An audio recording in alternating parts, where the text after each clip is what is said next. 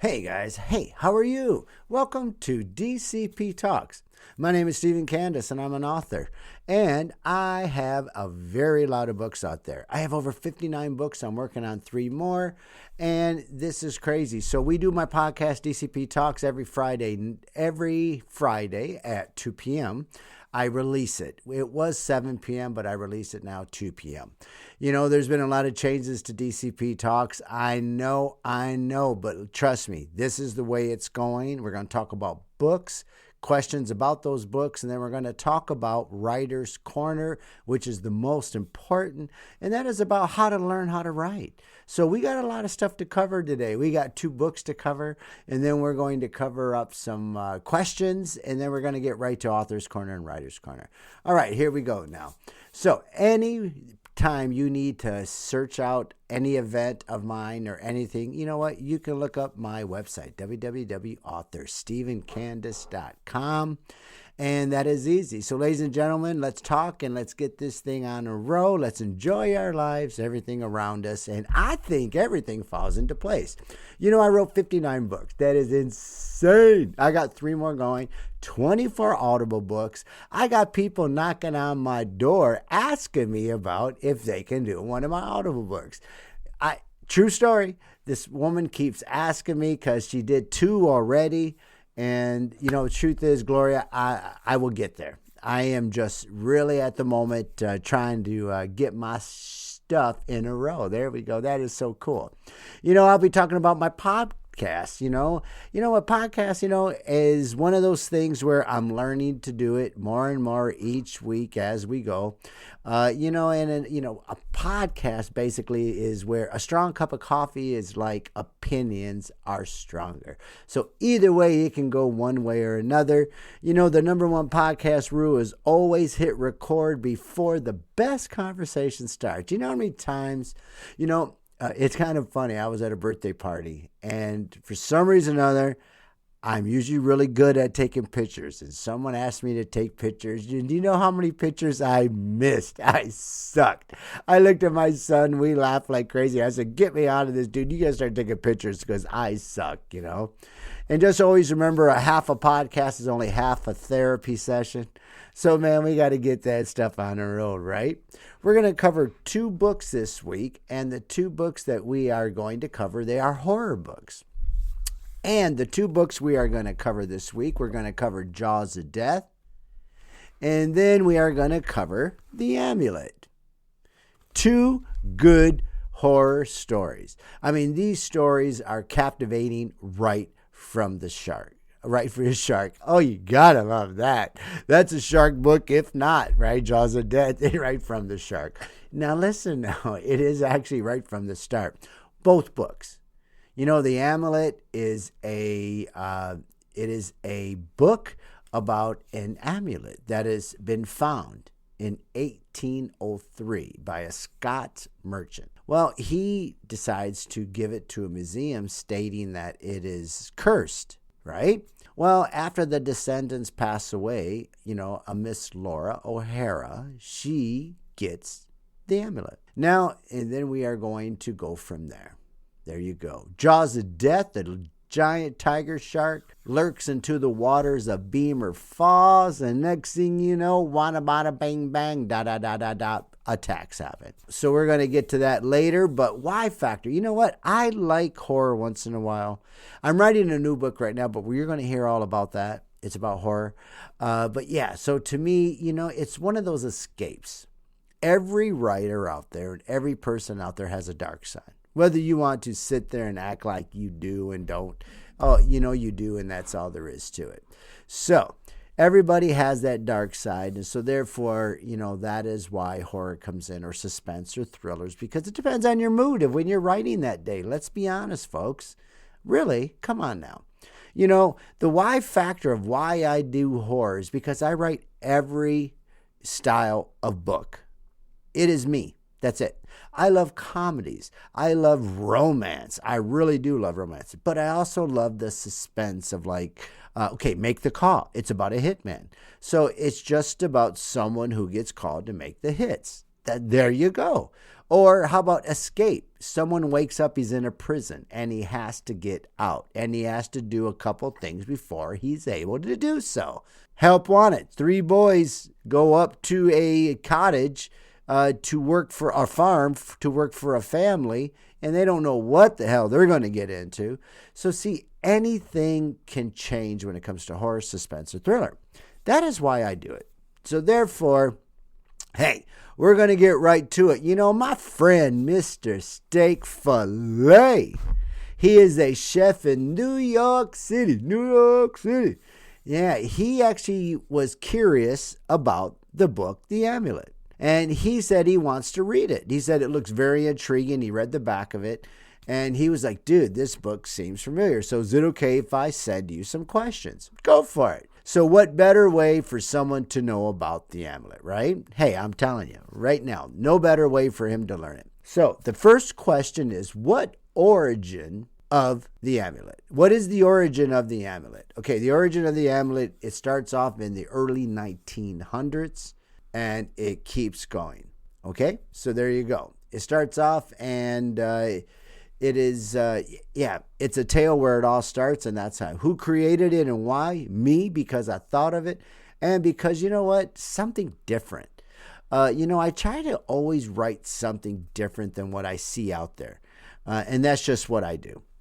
Is the amulet cursed, possessed, or something else? Well, the amulet's cursed, baby. They say there's a curse on it. All I know is everybody that touches the amulet dies a painful and dreary death, which they cause upon themselves. That's all I know, and it's all I can say. It's all I know and all I can say. So that's what I think, and that's what it is. What exactly happens when someone touches it? Baby, within 7 days, they are dead. That's right, dead. You know what? It is what it is. It's the amulet. It's a cursed amulet, okay? So let's make sure we understand that. It's like anything else in this world, man. It's a superstition. Do you believe in superstitions? Ask Stevie Wonder. Superstition is the way. All right, let's get back to this shit. Now, what exactly happens when someone, when they die in 7 days? Does death happen instantly over time? We just covered that. It's going to happen. That's all there is. So within 7 days, they are going to die. What is the warning signs? They have none. There is not one person shows a warning sign until the second it is time for them to murder themselves. You could say commit suicide. You could call it murder. Whatever you feel you want to do it. You just got to read it because that shit don't stop in this book. And there is some crazy twists and turns. We're talking trains. We're talking boats. We're talking, man, it is just, you got to see. Now, is anyone ever survived who touched it? Not to my recollection. Who discovers the amulet first? A Scottish merchant. 1803. But the amulet has been around a very long time. Now, let's see. Is the amulet trying to communicate or influence? No, not at all. The amulet was cursed by a Hungarian woman, and that's basically what's happened to it right there. How does the main character become involved? Well, right from the start, Alan and Henry Vanderbilt, they actually receive a letter about this amulet. And this is where it all starts. Now, how you want to know how they find out and how everything turns out, then you're going to have to, read the book. And I'm going to try to get it to actually Audible real soon. What personal stake does the main character have? Everything, man. Everything. They are digging and trying to find out about this amulet. They even have it in their possession at one time. But, like I said, they have it in their possession. Doesn't mean they touched it, right? What is the scariest death linked to the amulet? Captain was a good one, and so was Miss O'Hara. Yeah, Miss O'Hara. Yeah, that was a good one, too. In the end, is the curse truly gone? Well, they went and they found a woman that said she had an antidote for the curse. Does it continue or is it still waiting? I think it's still there. If you read the ending, it's possible It's possible it's still there. All right, there we go. Now, that's the thing about the amulet. Thank you very much. I hope I answered your questions, Mr. Steak Filet. Now we're going to go to Mr. Jose Cuevo, T. Cuevo. And yeehaw, I like that dude, okay? Now, he's asking me 20 questions. He says, I want to know about Jaws of Death. He goes, I like shark movies. Is it like Jaws? Is it like, what? Man, I still shamelessly. You know what? What movie out there in the world didn't steal from Jaws? Hello, it's a shark movie, the first biggest shark movie ever in our history. And, they made a mechanical shark. Let's get honest with you, man. A 20-footer, 25-footer, man. And what didn't spark every movie after that? 48 meters down, man. You got The Shallows. You got this one. And then you got Jaws of Death, baby. Yeah, it's a giant tiger shark, man. Here we go. Where is this located? Number one question. It is Beamer Falls, baby. Beamer Falls, Rhode Island. Oh, that's the first time I ever mentioned Rhode Island out of 40 books of mine that have Beamer Falls in it. Now, why do people visit the island? Beamer Falls is a small island, but it's a tourist. They have an annual regatta there. And this year, of all the years the shark decides to show up, it is their 32nd annual regatta. Now, when does it first appear? Like I said, it first appeared during the 32nd annual regatta. What makes this shark more dangerous than normal? Well, I think he's just on a feeding frenzy. He's a giant tiger shark. And everybody knows through history, tiger sharks are pretty mean, pretty territorial. Once they get in their domain, they're going to keep that shit and they're just going to do what they got to do. You know what I mean? That's what I mean. Now, let's see. Who is the first victims? It is Joe and Sven, a couple of old men. Oh, man. Yeah, he took his wife's roast so he could try to catch, a nice big, shark or something for dinner. Yeah, and instead of them catching the fish it seems like caught them. How do people on the island first react? Well, it's a funny thing like everybody else. Why is always when something happens, it's a secret? Why doesn't nobody go out there, tell the truth, get that shit done? Nope, it's a secret. We can't tell anybody, right? I never understood that. Who is the main character facing the dangers? Well, it is Sheriff Henson, and it is Mike Brolin. Mike Brolin. I'm going to take a drink real quick. DCP talks, baby. All right, the main characters have personal fear of the ocean. Actually, he does. Sheriff Henson does not like the ocean. Mike Brolin, his brother was killed in the ocean, so he really doesn't care for the ocean. What warning signs are ignored early on? Like every movie out there, nobody takes action, and then they wait until it's out of control, and then the town folk are like, why didn't you tell us? Well, duh, it happens in every movie. Why not have it in my book too? Hey, that's the way it works. Why can't people easily leave the island? Because they don't know.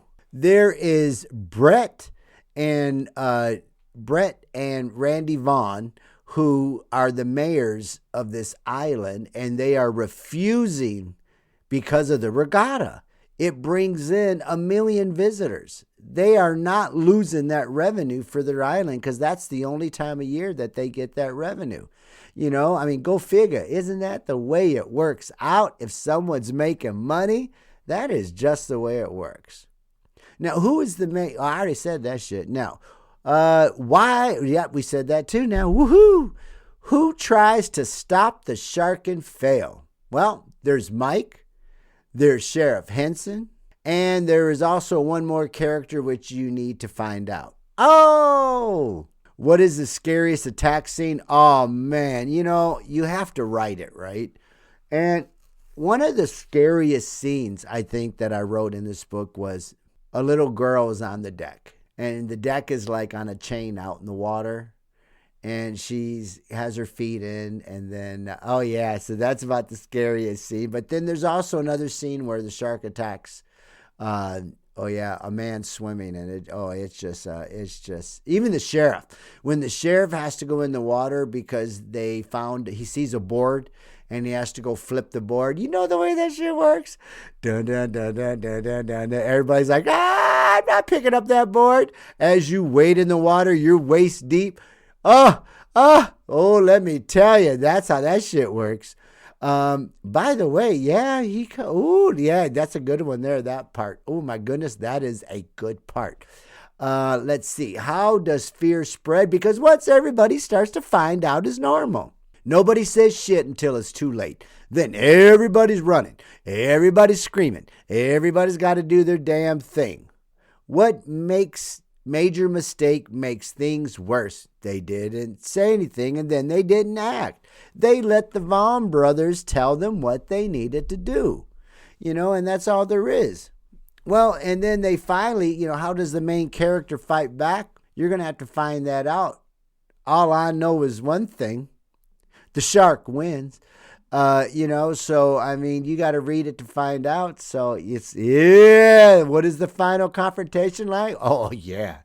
Yeah, there's a frenzy, all right. Oh, yeah, it's a good one. At the end, is the danger truly gone? Oh, that's a hell no. I'm just going to say it right now because I am one where I like adding on books. So, there you go. Is there going to be another book coming? There just may be. So that's one way to find out. We shall see. And always remember that the inside look into one person's mind of a horror writer is where it becomes a storytelling. Stay tuned for more on my DCP podcast, baby, about horror.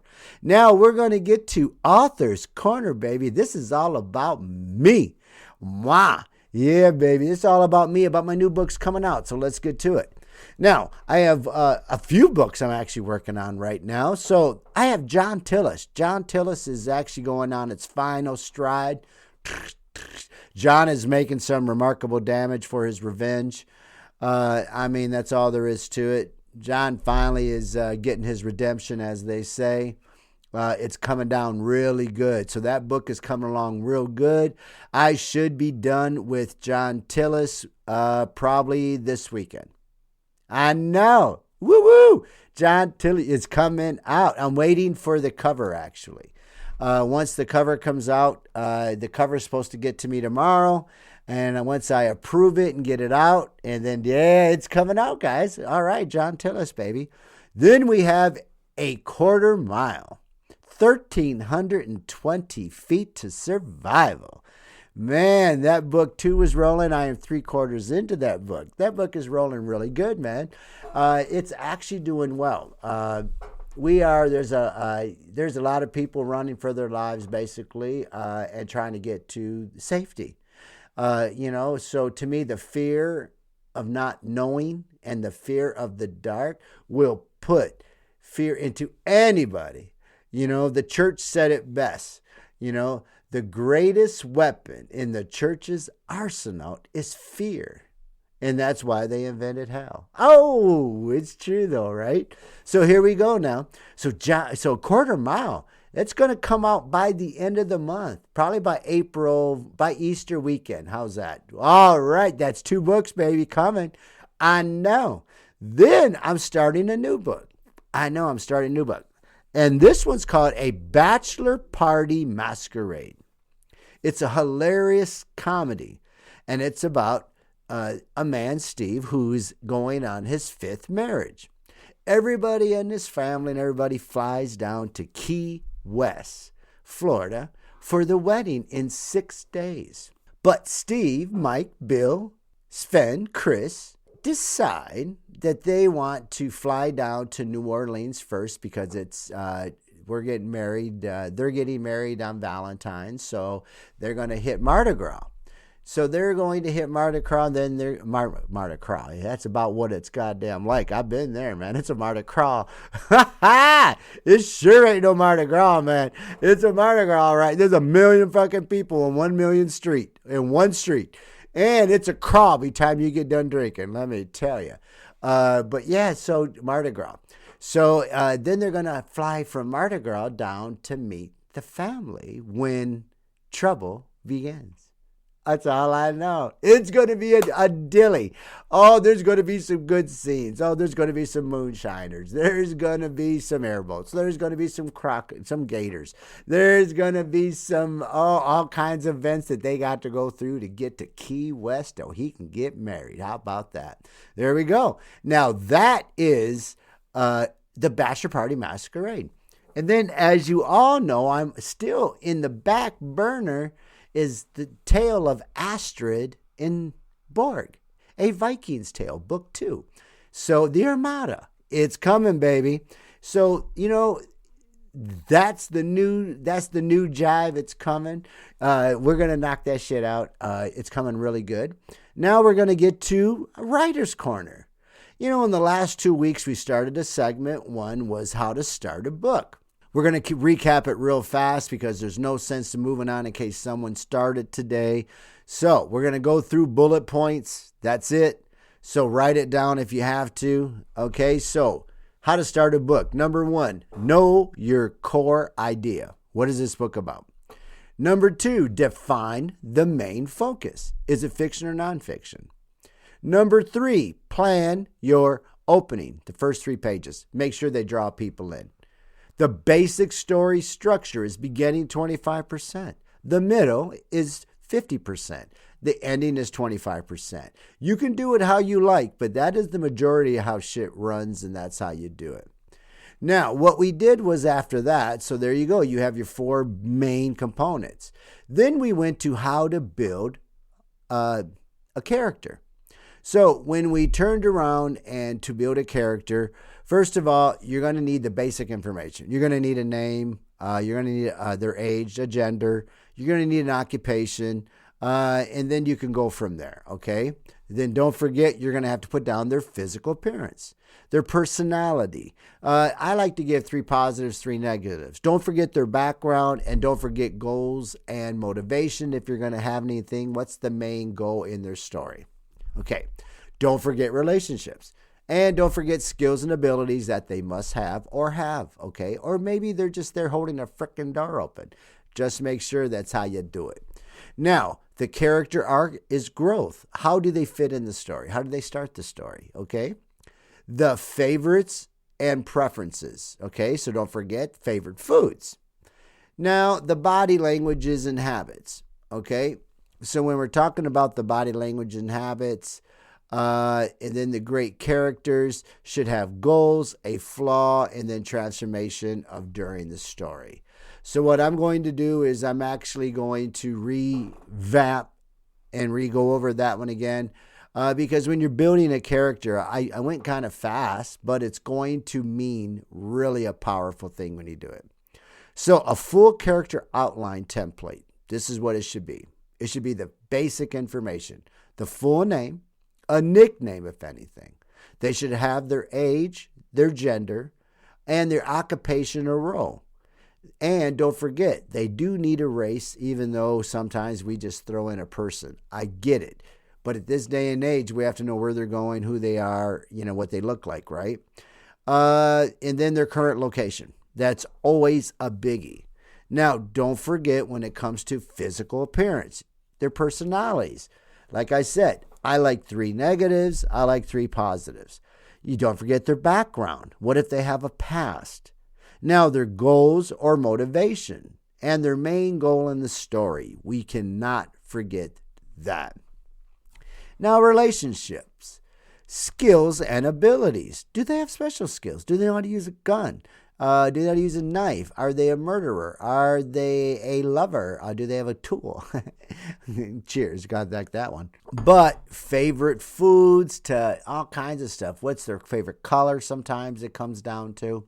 And don't forget body language habits. Do they have body language habits? Now, there's your characters, guys, okay? Now, this week, we are talking about how to start a chapter. All right? So, a strong opening. 5 ways to start any chapter. All right, guys? 5 ways to start any chapter. Here we go. Number 1. I almost said number 5. That's amazing, eh? All right, number 1. You start with action. Okay? I'll give you an example. You can start with the door slammed before he escaped. There you go. He wasn't sure what he was going to do. See what I'm saying? So you got to kind of throw it in there, okay?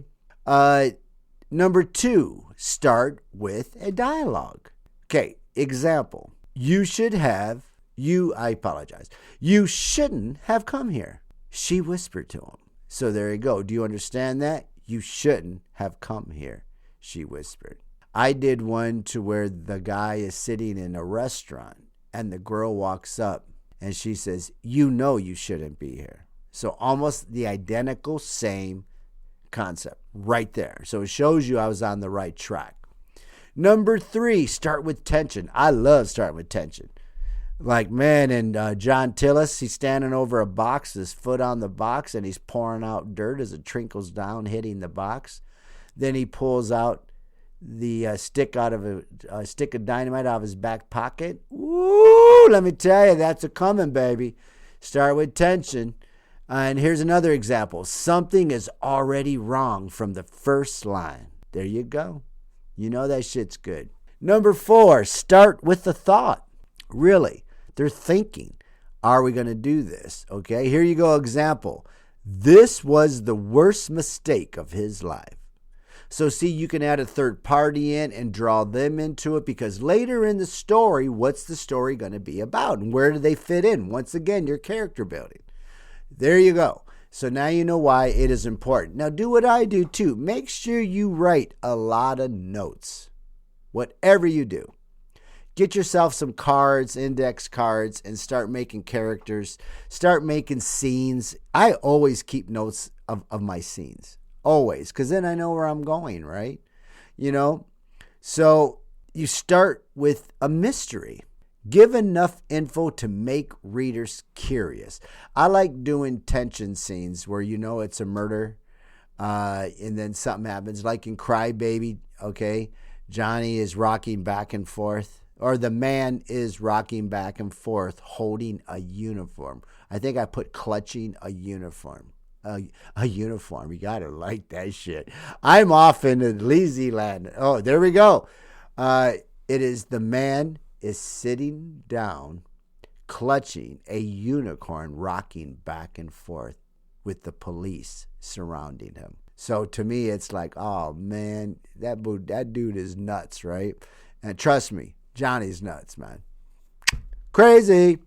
Now, okay, so therefore the quick rule. Let me give you a quick rule. Every chapter should start with something happening, a question, or a problem. Got it? Something happening, a question, or a problem. Now, a simple book outline, 3-act structure, okay? Number 1 act is the beginning, the setup. Introduce the main character. Show their normal life. Introduce the problem. And excite, I can't say it. Okay, incident. The big event that starts everything. Man, I'm having a bad time today, but we'll get through it. We're almost there, people. Hang in there, baby. Hang in there. Hang in there. All right. So, example, something goes wrong and they can't go back. So, there you go. That's the beginning. All right. Number 2, the middle, conflict.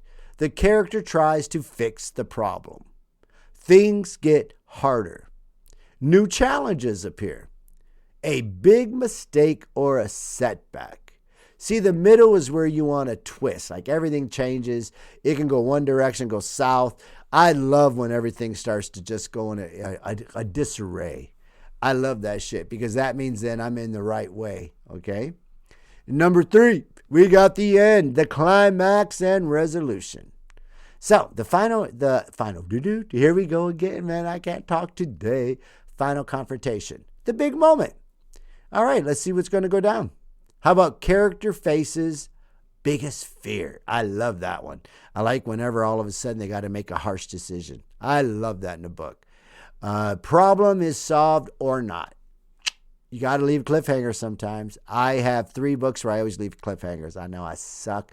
My sister, she says I suck. You suck. But show how the characters change. So don't forget at the end, you got to show how they change so people understand where you went to and why you're there at the end. How's that? We're getting towards the end, so this is going to be a chapter by chapter outline.